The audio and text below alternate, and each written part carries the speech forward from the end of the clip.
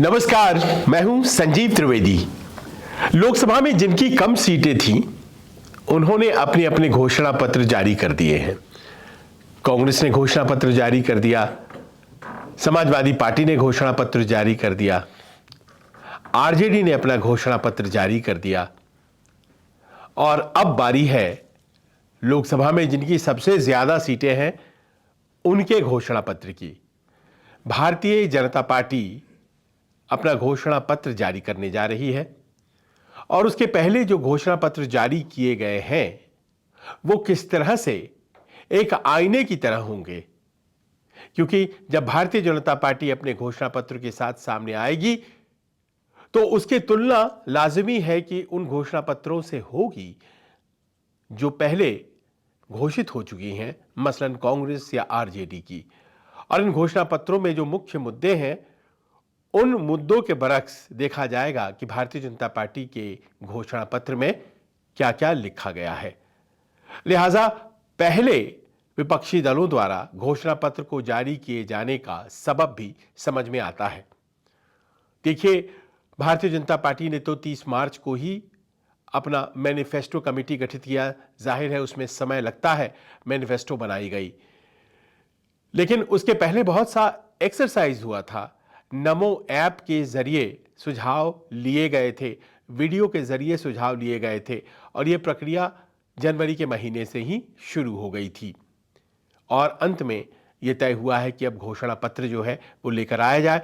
प्रधानमंत्री मोदी, पूर्व अध्यक्ष राजनाथ सिंह और पूर्व अध्यक्ष गृह मंत्री अमित शाह, पूर्व अध्यक्ष के बाद जो मौजूदा अध्यक्ष हैं जेपी नड्डा, ये तमाम बड़े नेता मौजूद रहेंगे जब सुबह सुबह अपने घोषणा पत्र के साथ भारतीय जनता पार्टी सामने आएगी और उसके बाद तमाम नेतागण निकल जाएंगे फील्ड में जहां उन्हें चुनाव प्रचार करना है। अब ऐसे में जबकि नए घोषणा पत्र के आने के पहले कुछ ऐसे घोषणा पत्र आ गए हैं जो चुनौती की तरह है, तो देखना पड़ेगा कि आखिर कौन कौन से ऐसे मुद्दे हैं जो कि विपक्ष के द्वारा इस तरह से उठाए गए हैं कि वो भारतीय जनता पार्टी के लिए चुनौती की तरह रहेंगे। सबसे बड़ी बात रोजगार का सवाल। रोजगार के सवाल पर एक लकीर खींचने की कोशिश की गई है कांग्रेस के द्वारा और आरजेडी के द्वारा। आरजेडी का नाम इसीलिए लेना पड़ेगा क्योंकि उनका दावा यह है कि तेजस्वी यादव को 17 महीने का कार्यकाल मिला और उन्होंने 10 लाख नौकरियों का वादा किया था, तो उन्होंने 4 लाख से ज्यादा नौकरियां दे दी। यही बात उनके समर्थक कह रहे हैं। हालांकि नीतीश कुमार मानते नहीं है ये बात। उनका ये कहना है कि ये तो सरकार की कोशिश थी और उसका नतीजा था, किसी एक व्यक्ति को इसका श्रेय देना गलत होगा। लेकिन कांग्रेस जो कि 10 साल सत्ता से बाहर है, उसकी कोशिश है, उसका यही कहना है कि अगर उसकी सरकार बनती है तो अभी केंद्र में 30 लाख सरकारी नौकरियां खाली हैं, उन 30 लाख सरकारी नौकरियों को भरा जाएगा और इस तरह से उनका वादा 30 लाख नौकरियों का है। आरजेडी उससे एक कदम आगे बढ़ गया। उसने कहा 30 लाख तो है ही नौकरियां, 70 लाख नौकरियां सृजित की जाएंगी और 1 करोड़ नौकरी लोगों को दी जाएगी अगले 5 सालों में। ये बड़ा जबरदस्त दावा किया गया है और ये दावा कितना पूरा हो सकता है, लेकिन सवाल ये उठता है कि सरकार जिसकी बनेगी दावे उसके पूरे करने के लिए कहे जाएंगे। 1 करोड़ नौकरी का वादा किया है और नौकरियों का सवाल सबसे बड़ा सवाल है। हाल में जो CSDS की सर्वे आई है उसमें भी ये कहा गया है कि मुख्य मुद्दा जो लोगों के दिमाग में है वो नौकरी का, रोजगार का ही मुद्दा है। लिहाजा रोजगार को लेकर सबसे ज्यादा अपनी संजीदगी दिखाते हुए विपक्षी दल, और उम्मीद आप कर सकते हैं कि भारतीय जनता पार्टी को भी इस सवाल से दो चार होना पड़ेगा। नौकरी के लिए वो क्या कर रहे हैं बताना पड़ेगा। और भी कुछ ऐसी बातें हैं जो कि विपक्षी दलों के मैनिफेस्टो में सामने आई हैं। उसमें ये सबसे बड़ी बात यह है कि महंगाई के सवाल को कैसे टैकल किया जाएगा। अपने तरीके से महंगाई के सवाल को टैकल करने के लिए पहले तो ये कि जो गृह लक्ष्मी है, जो परिवार में हेड महिला है, उनको एक राशि दी जाएगी और ऐसा वादा खुद कांग्रेस और आरजेडी के घोषणा पत्रों में दिखाई पड़ता है। 1 लाख रुपए सालाना का वादा, लगभग 8,500 रुपए, और ये दिया जाएगा जो परिवारों में प्रमुख महिलाएं हैं उनको दिया जाएगा, और वो तब तक दिया जाता रहेगा जब तक कि परिवार गरीबी रेखा से ऊपर नहीं आ जाते हैं। क्या इस तरह की योजना या फिर इस तरह की कोशिश भारतीय जनता पार्टी के द्वारा भी की जाएगी? देखिए, बहुत जगहों पर भारतीय जनता पार्टी की सरकारों ने कुछ किया है इस तरह से। लाडली योजना जैसे है, महिलाओं को पैसे देना उनके खातों में, ये शुरू किया गया है।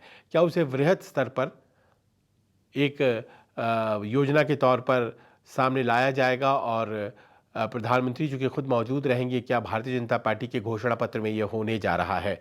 गैस सिलेंडर की जो कीमत है वो अपने आप में सबसे बड़ा मुद्दा बनकर उभरी है। एक ज़माने में वो 10 और 1100 के बीच में कहीं पर थी, हालांकि आज की तारीख में उसकी कीमतें कम गई हैं, वो 800 रुपये के आसपास है। लेकिन 400 रुपये का गैस सिलेंडर था। हमारे दौर में ये कहते विपक्षी दल थकते नहीं हैं, और ऐसे में 500 जो फिक्स किया गया है आरजेडी के द्वारा गैस सिलेंडर की कीमत, अब देखना यह है कि क्या उसको मैच करने की कोशिश भारतीय जनता पार्टी करेगा। भारतीय जनता पार्टी सब्सिडीज में विश्वास नहीं करता है। उसका ये कहना है कि हम इस तरह से अपने संसाधनों को ज़ाया नहीं कर सकते हैं, और हमें सिर्फ वर्तमान के लिए नहीं बल्कि भविष्य के लिए भी जीना है। लेकिन ऐसा विपक्षी दल नहीं सोच रहे हैं। आम आदमी पार्टी की फ्री बिजली योजना और भी जगहों पर फैल रही है। आरजेडी ने कहा है 200 यूनिट बिजली वो फ्री देगी। अब 200 यूनिट बिजली फ्री देगी, बिहार राज्य में अगर इस तरह की बात लागू भी हो जाती है, हालांकि वो तो कह रहे हैं पूरे देश में हम 200 यूनिट बिजली फ्री दे देंगे, तो भारतीय जनता पार्टी बदले में क्या वादा करने वाली है? फ्री बिजली का हमेशा मोदी जी ने अपने भाषणों में विरोध किया है। ये भी कहा जा रहा है कि बिहार को हम पैकेज देंगे 1,60,000 करोड़ का, यानी कि 40 कंस्टिट्यूंसी हैं। अगर आप 1,60,000 करोड़ को बांटे तो निकलता है 4,000 करोड़ प्रति कंस्टिट्यूंसी। प्रति कंस्टिट्यूंसी 4,000 करोड़ का पैकेज दिया जाएगा। क्या बिहार को इतने बड़े पैकेज का जो ऐलान करने का प्रस्ताव दिया है तेजस्वी यादव ने, इसका जवाब कुछ लाएगी भारतीय जनता पार्टी? क्योंकि स्पेशल पैकेज की मांग बिहार में बहुत दिनों से हो रही है। साथ ही साथ आपको हम बताते चलें कि नौकरी उनको भी जो कि तुरंत बाहर आएंगे, पढ़ाई लिखाई करेंगे, अप्रेंटिसशिप एक्ट, ये कांग्रेस ने लाया अपने घोषणा पत्र में राइट टू अप्रेंटिसशिप, यानी कि जब आप डिग्री लेकर बाहर आएंगे तो आपको एक नौकरी दी जाएगी साल भर की, और सालाना 1,00,000 रुपए भी दिए जाएंगे ताकि कुछ अनुभव आप गेन कर सकें, चाहे वो सरकारी कंपनी हो या प्राइवेट कंपनी हो, और फिर उस अनुभव से आप अपने लिए नौकरी खुद तलाश लें। कुछ इसी तरह का वादा आरजेडी के घोषणा पत्र में भी है।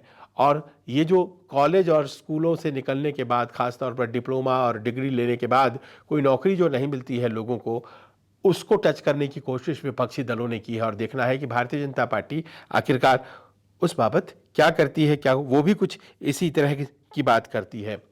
अग्निवीर योजना वो सबसे अहम बात है जो कि बार बार कही जा रही है। रोजगार के सवाल पर बाकी चीज़ों के अलावा अग्निवीर योजना को हम स्क्रैप कर देंगे, ख़त्म कर देंगे, और हम लेकर के एक ऐसी योजना आएंगे जो 2014 से पहले फौज में बहाली हुआ करती थी, कुछ उस तरह की योजना होगी। अग्निवीर योजना जाहिर है सब लोगों को पसंद नहीं है, और उसी का लाभ उठाते हुए विपक्षी दलों ने कहा है कि हम अग्निवीर योजना को ही ख़त्म कर देंगे। बड़ी अच्छी लॉजिक दे देते हैं कि नेतागण तो कभी रिटायर नहीं होते हैं, और नए लड़के जो जा रहे हैं फौज में उनको बस 4 ही साल में रिटायर कर देंगे।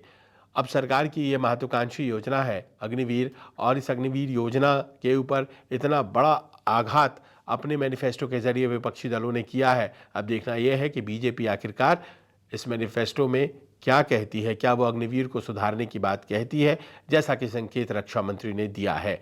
ओपीएस यानी कि पुरानी pension scheme, Bharatiya Janata party कतई नहीं चाहती कि पुरानी पेंशन लागू हो।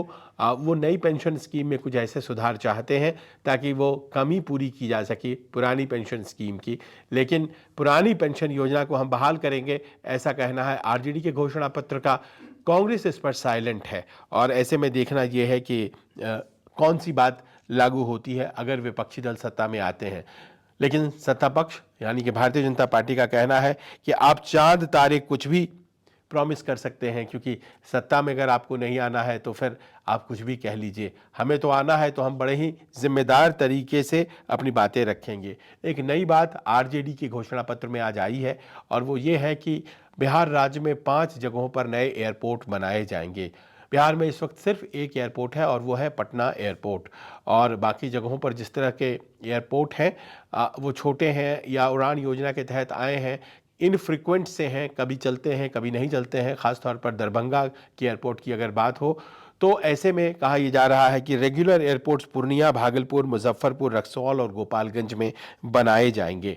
कोशिश तमाम ये की जा रही है कि रोजगार के सवाल पर और महंगाई के सवाल पर जितने लाभार्थी हैं भारतीय जनता पार्टी ने जो हाल के दिनों में अपनी योजनाओं के जरिए बनाए हैं उनको तोड़ा जाए और नए वोटों को जोड़ा जाए। विपक्ष यही चाहता है, चाहे वो कांग्रेस राष्ट्रीय स्तर पर या आरजेडी बिहार के स्तर पर, वो चाहती है कि वो उन वोटरों को तोड़े जो कि अभी तक भारतीय जनता पार्टी की योजनाओं से लाभ ले रहे थे। डायरेक्ट पैसा लोगों के हाथ में दिया जाए, इस तरह की योजना की शुरुआत हालांकि कांग्रेस ने की थी मनमोहन सिंह के ज़माने में, लेकिन उसको अपने अंजाम तक पहुंचाया भारतीय जनता पार्टी ने। अब फिर से कांग्रेस की भी कोशिश और आरजेडी की भी कोशिश है कि वो सीधे पैसे लोगों की जेब में डाले, उनके अकाउंट में डाले, और इसीलिए राइट टू अप्रेंटिसशिप एक्ट के ज़रिए हो या फिर गृहलक्ष्मी योजना के ज़रिए हो, पैसे लोगों को सीधे तौर पर देने की बात हो रही है। एक तारीख भी दे दी गई है और कहा यह गया है कि नौकरियों वाला जो सिलसिला है 15 अगस्त से ही शुरू कर दिया जाएगा, यानी कि 4 जून को नतीजे आएंगे, जून में सरकार बन जाएगी और 15 अगस्त से हम शुरू कर देंगे।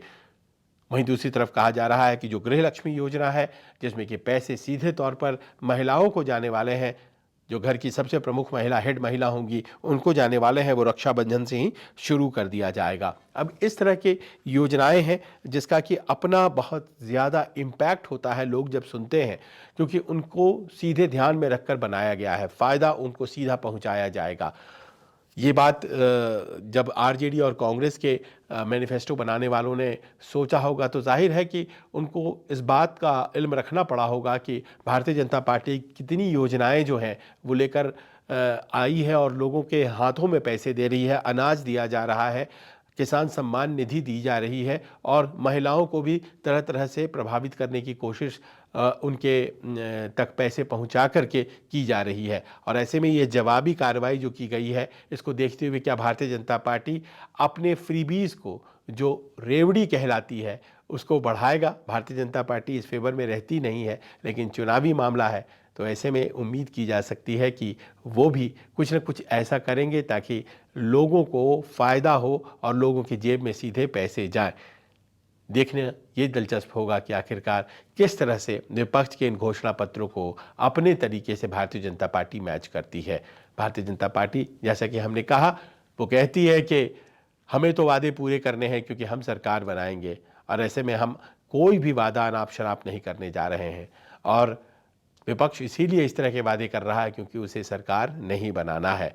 अब इन वादों पर मुझे बस वो गाना याद आता है कि कसमें वादे प्यार वफा सब, वादे हैं वादों का क्या। लेकिन इन बातों को ध्यान रखना पड़ेगा कि इन वादों को किसी न किसी को तो पूरा करना ही है, चाहे वो विपक्ष हो या सत्ता पक्ष।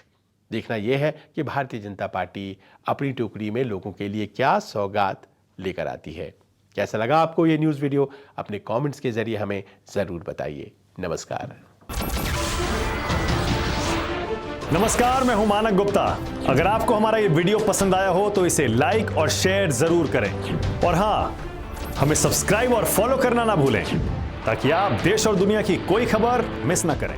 तो जुड़े रहिए हमारे साथ और देखते रहिए News 24।